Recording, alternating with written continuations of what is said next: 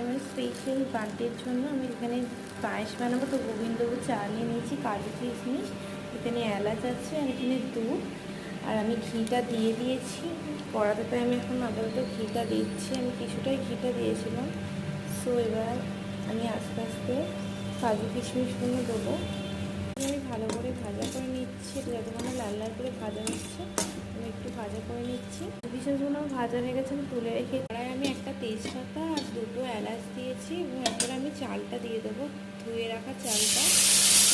যদি একটু ভালো করে ভেজে তারপর দুধটা দেওয়া হয়, পায়েসটা কিন্তু খুব সুন্দর গন্ধটা আসে। এবার আমি এখানে দুধটা দিয়ে দিয়েছি।